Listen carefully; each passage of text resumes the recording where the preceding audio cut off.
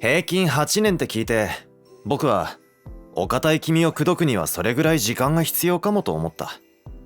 ちょうどいいとすら思ったよ。毎朝颯爽と制服姿で通り過ぎていく君は凛としていてかっこいい。退屈な日々の中、君とすれ違う数秒が僕の宝物だ。おはよう。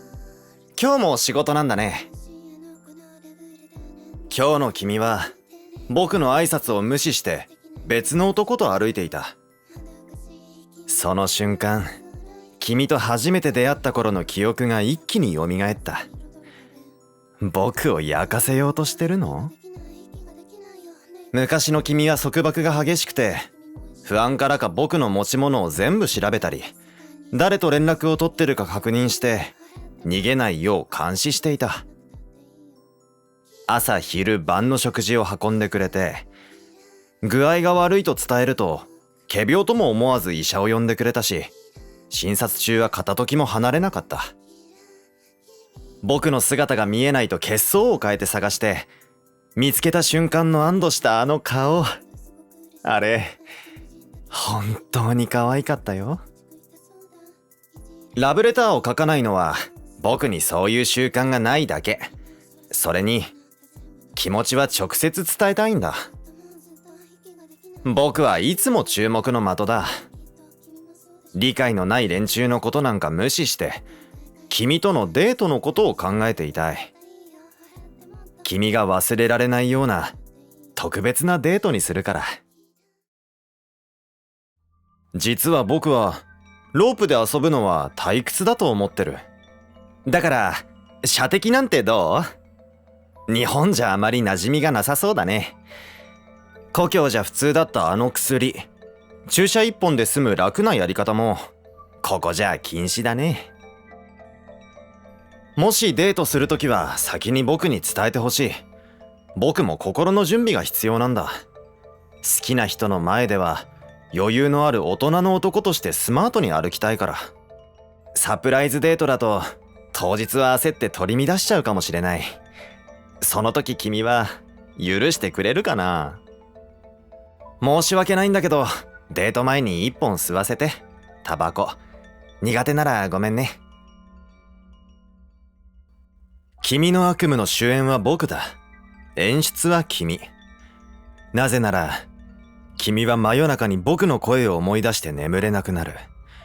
大粒の汗をかいて飛び起き、僕の感触と声を思い出して眠れない。まるで君の頭の中を料理するような気持ちだよ。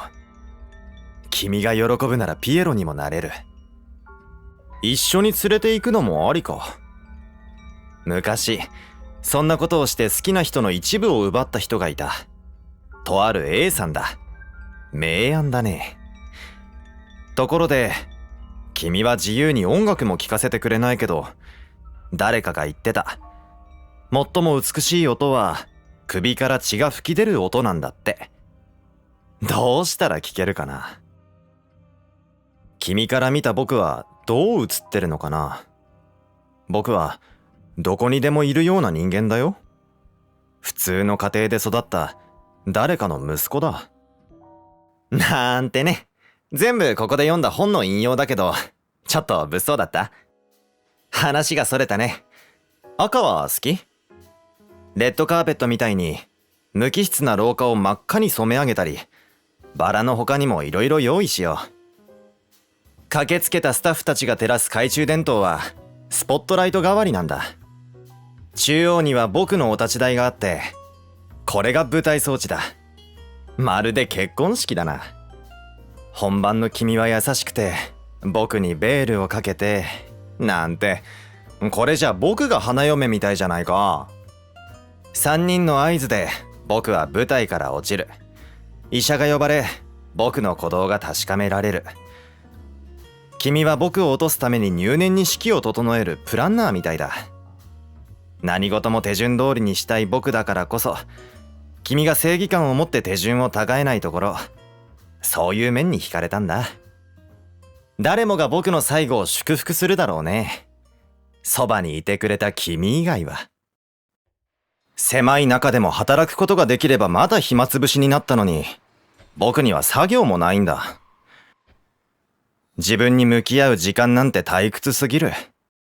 お仕置きの罰があってもよかったのに。拘束されて、体をベタベタ触られて、ポケットの裏まで確認された時はムカついたけど、前は番号で呼ばれていたのに、今じゃ名前で呼んでくれるんだね。このぬくもりとは程遠い部屋で、人として扱ってくれてるようで。僕の本当の名前は、